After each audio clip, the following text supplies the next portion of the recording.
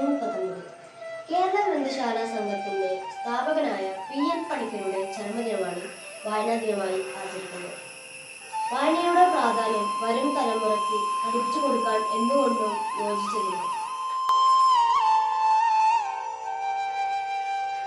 വളരുക എന്ന സന്ദേശം ജനങ്ങളിൽ എത്തിച്ച PN പണിക്കരെ സ്മരിക്കാനും അദ്ദേഹം തുടങ്ങി വെച്ച കർമ്മ പരിപാടികളുടെ തുടർച്ചയായിട്ടുള്ള ഒരു പ്രവർത്തന ശൃംഖല വ്യാപകമാക്കുവാനും വായന ഒരു ശീലമാക്കാനുമാണ് വായനാ ദിനം ലക്ഷ്യം വെക്കുന്നത്.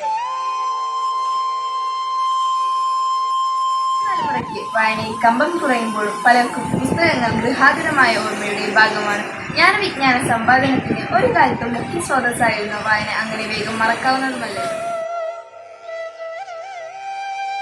കമ്പ്യൂട്ടർ സ്ക്രീനിൽ തെളിഞ്ഞ ഈ അക്ഷരങ്ങളിൽ കൂടിയും പുസ്തകങ്ങളുടെ ഓർമ്മ പുതുക്കുന്നത് കാലഘട്ടത്തിന്റെ അനിവാര്യതയാകാം. വായനക്ക് പുതിയ മുഖങ്ങൾ വരികയും പുസ്തകങ്ങൾക്ക് പകരക്കാരുണ്ടാവുകയും ചെയ്തെങ്കിലും വായനക്കോ വായനാ ദിനത്തിനോ പ്രാധാന്യം ഒട്ടും കുറയുന്നില്ല.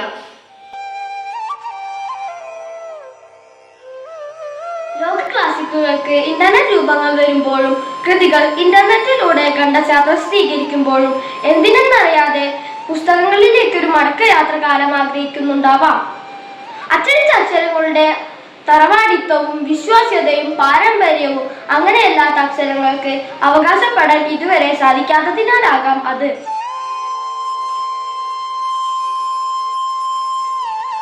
പുസ്തകം എന്നാൽ പാഠപുസ്തകങ്ങൾ എന്നതിൽ കവിഞ്ഞും ഒരു സങ്കല്പം വിദ്യാർത്ഥികൾക്ക് ഇല്ലാതായി തുടങ്ങിയിട്ട് കാലം ഏറെയായി. എങ്കിലും വായനയുടെ ലോകങ്ങളിലേക്കുള്ള വാതായനങ്ങൾ വികസിച്ചുകൊണ്ടിരിക്കുന്നു.